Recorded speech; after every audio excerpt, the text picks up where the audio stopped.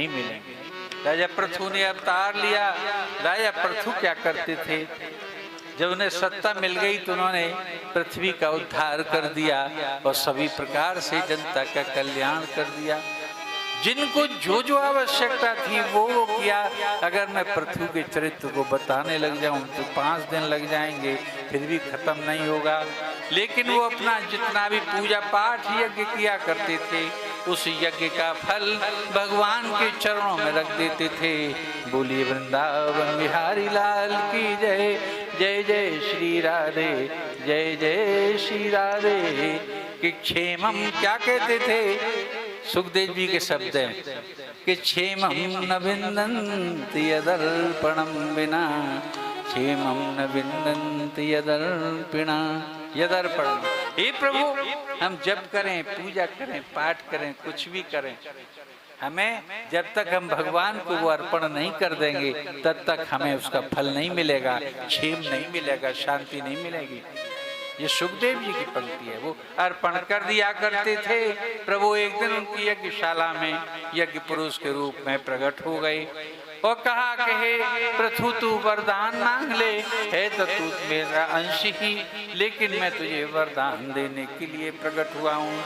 तो उन्होंने क्या मांगा, ऐसे सुन लीजिए, आप धन्य हो जाएंगे कि प्रभु आपको समक्ष पाकर कोई भी बुद्धिमान पुरुष आपसे सांसारिक भोगों की कामना कैसे कर सकता है।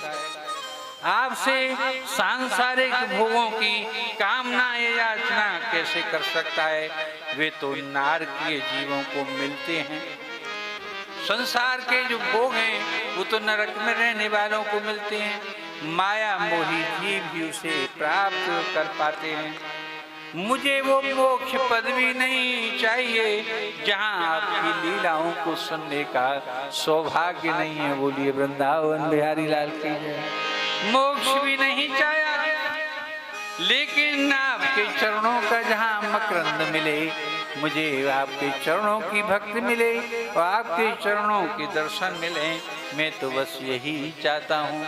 और आगे क्या कहते हैं कि हे प्रभु, मैं निरंतर आपके चरणों को क्षीर सागर में, आप जहाँ रहें वहाँ क्षीर सागर में आपके चरणों को दबाता रहूं, ताकि आपके चरण दर्शन मुझे नित्य होते रहें। लेकिन वहाँ एक समस्या है बड़ी भारी प्रभु।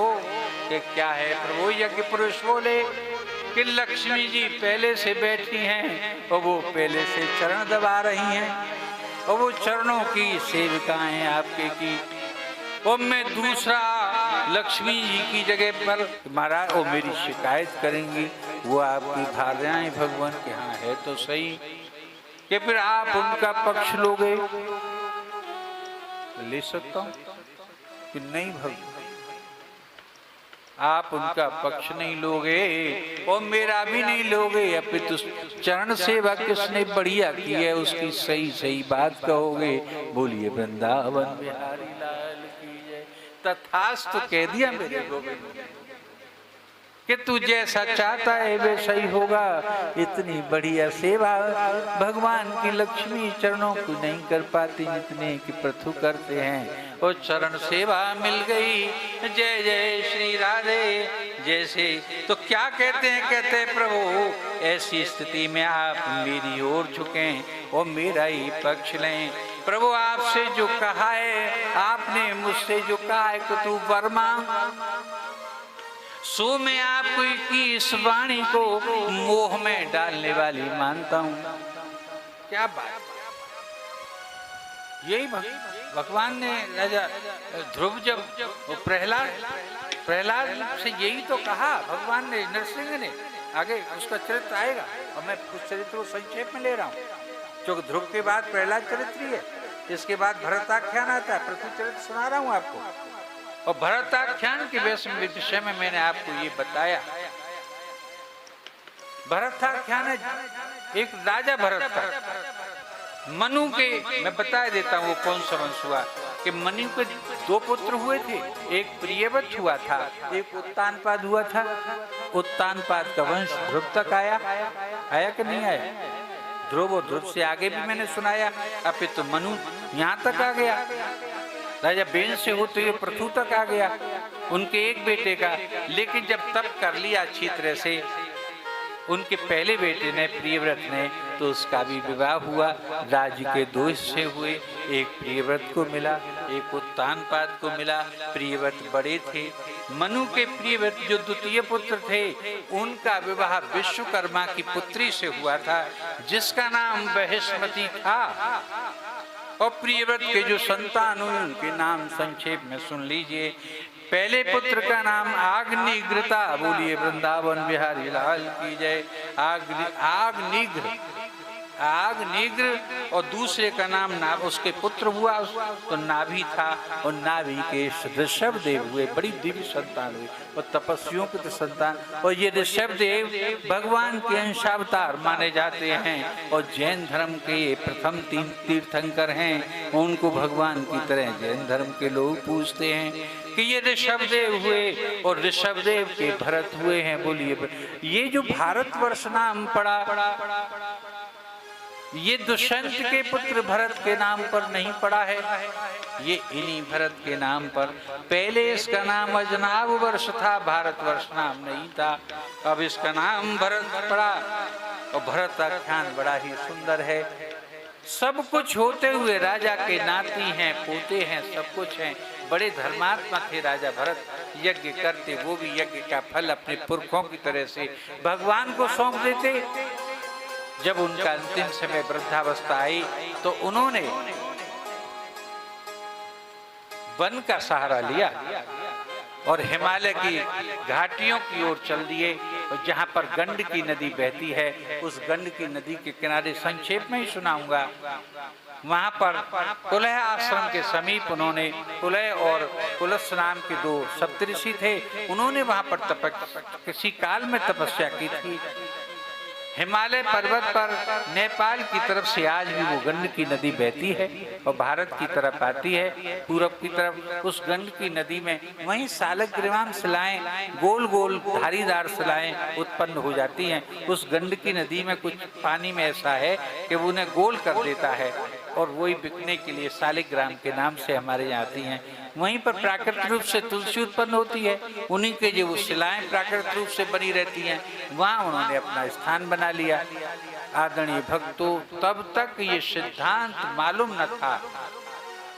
भागवत का कौन सा सिद्धांत कहते हैं, प्रक्षाम संसिद्धिम, कि मैं पूछता हूँ कि म्रियमाण से किम कर्तव्यम, पूछा था ना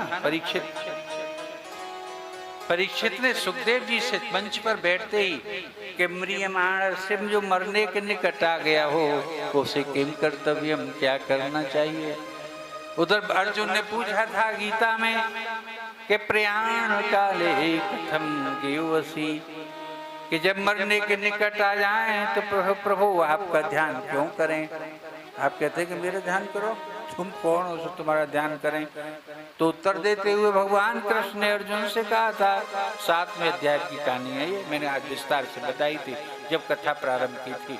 तब क्या आपका ध्यान इसलिए करें, मेरा ध्यान इसलिए करें कि वो मुझे ही, जब कलेवर त्याग पर त्यक्तम कलेवरम, कलेवर जब त्याग करता है तो मुझे ही वो प्राप्त हो जाता है और सदगति और मोक्ष हो जाती है, उसकी मुझ में ही लीन हो जाता है। ये अर्जुन को उत्तर दिया था। और यहाँ सुखदेव जी कह रहे हैं कि जो भगवान का भजन करते करते और ध्यान करके और नाम लेके मरता है तो भगवान को ही प्राप्त हो जाए राजन। इसलिए श्रीमद् भागवत का 7 दिन श्रवण करते रहो और उनका कीर्तन और स्मरण आपको बना रहेगा। और साथ में जब तक क्षण तुम्हें डसेगा तो तुम्हारा भगवान का ध्यान करते करते मृत्यु होगी, तुम्हें प्रतिस्पर्धा नहीं होगी, नहीं नाग बन जाओगे। जो इसी के कारण के नाग ने मुझे डसा है और मैं भी इसे समाप्त करूं और मारूं, तो तुम दूसरे जन्म में नाग ही बनोगे और भगवान का भजन करके मरोगे तो भगवान कोई शरीर को प्राप्त करके मोक्ष हो जाएगा, सदगति हो जाएगी। यही तो शिक्षा है भागवत की। भरत आख्यान क्या है? 3 जन्मों की कथा भरत की सुनाई गई लेकिन उस समय ये सिद्धांत नहीं था। ये सिद्धांत भगवान के जन्म के समय स्वयं भगवान ने ही अर्जुन की गीता में दिया था। और उधर आदरणीय भक्तों कृष्ण द्वैपायन ने श्रीमद् भागवत में सबसे पहले ये ध्यान दिया था कि जब प्राण तन से निकले, और जब प्राण तन से निकले तो भगवान की हमारे सामने हो, ये ध्यान दिया था। ये भरताख्यान यही तो सूचित कर रहा है। और क्या कर रहा है भगवत भरताख्यान, कि भरत ने क्या किया कि एक हिरण के बच्चे में आसक्ति पाल ली, एक हिरण का बच्चा ले आई, हिरनी के गर्भ से वो पानी में बह जा रहा था। विस्तार नहीं दे रहा हूँ घटना, संक्षेप में ले रहा हूँ भरताख्यान को। तो उसमें पालते पालते उनका मोह उसी में हो गया, अंतिम में वो हिरण बने। पूर्व जन्म में क्योंकि बहुत तप किया था, पहले जन्म में भरत थे तब बहुत से पुण्य किए थे, तो स्मृति बनी रही हिरण के रूप में भी। इसलिए उसी आश्रम पर जन्मे, कहीं जंगल में किसी हिरण परिवार में, लेकिन वहां से आ गई वो हिरण बच्चा आ गया वहीं पर, क्योंकि उसमें आत्मा की किसकी थी, भरत की थी। और वहाँ पर उसी आश्रम में उजड़ चुका है आश्रम, भरत के मरने के बाद हिरण का बच्चा रह गया था, वो चला गया। और वो स्वयं हिरण बन गई, हिरण बन के अपने आश्रम में आई उसी नदी के किनारे, और भगवान का ध्यान करते करते उसी नदी के जल में डूबे डूबे रह करके उन्होंने अपने प्राण त्यागे हैं आदरणीय भक्तों। तो वो एक ब्राह्मण के यहाँ पर उन्होंने जन्म लिया है, तब फिर वो मनुष्य बने हैं। ये उनका तीसरा जन्म है। बोलिए वृंदावन बिहारी लाल की जय। और जड़ भरत के रूप में वो रहे, और उनको बड़ी बड़ी कठिनाइयों, सब कुछ जानते हैं, 3-3 जन्मों का परम परम उनको ज्ञान है, जैसे किसी देवता को होता है ऐसा ज्ञान है। लेकिन जड़ बन करके, ऐसे मूर्ख बन करके कोई होगा, कितना बड़ा अभिनय करना पड़ेगा, तब कहीं जाकर के छुपा पाएगा अपने ज्ञान को। ज्ञान कहीं छुपता है क्या, कि कोट अज्ञान ध्वांत विध्वंस, भागवत कहती है कि अज्ञान ध्वांत विध्वंस कोट सूर्य समप्रभ है। अरे ज्ञान का तो करोड़ों सूर्यों के समान प्रकाश है।